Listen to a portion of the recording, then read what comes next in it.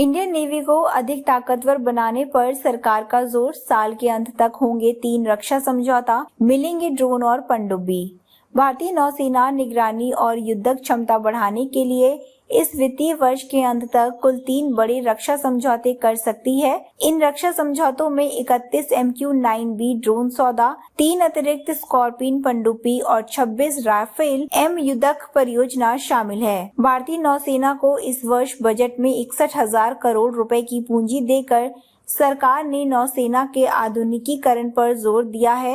रक्षा सौदों के तहत इन परियोजनाओं के लिए सरकार को 15% रकम का अग्रिम भुगतान करना है। वरिष्ठ रक्षा अधिकारियों ने बताया कि इन रक्षा सौदों में सबसे पहले पूरा होने वाला MQ-9B ड्रोन है, जिसे पनडुब्बी विध्वंसक युद्धक क्षमताओं से लैस किया जाएगा। 2 सेनाओं को 8-8 ड्रोन मिलने हैं। उन्होंने कहा कि इस संबंध में अमेरिकी प्रस्ताव की वैधता इस साल 31 अक्टूबर तक ही रहेगी। इस परियोजना को इससे पहले ही पूरा कर लिया जाएगा। नौसेना को इसके तहत 15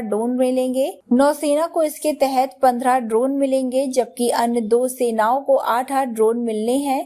भारतीय शस्त्र प्रणाली के ड्रोन के साथ एकीकरण को लेकर भी दोनों पक्षों के बीच सहमति बन गई है। Naval anti ship missile short range के पूरी तरह से तैयार होते ही उन्हें ड्रोन से संबद्ध किया जाएगा। पनडुब्बी की लागत 40,000 करोड़ रुपए आएगी। दूसरी परियोजना के तहत फ्रेंच नेवल ग्रुप और इंडियन मझगांव डॉकयार्ड लिमिटेड की साझेदारी में 3 अतिरिक्त स्कॉर्पियन पनडुब्बियों का निर्माण किया जाएगा। MDL के साथ इन सौदों की बोली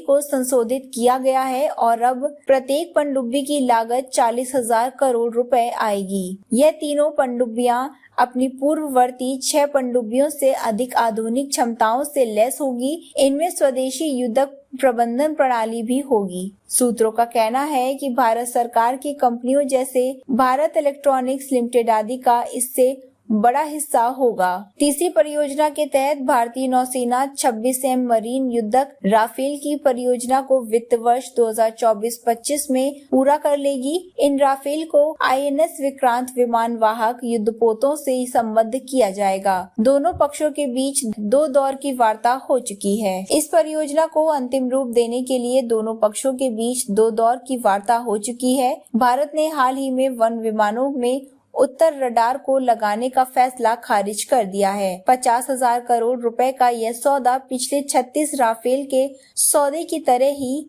है, बस इसमें महंगाई की दर जोड़ने पर सहमति जताई गई है।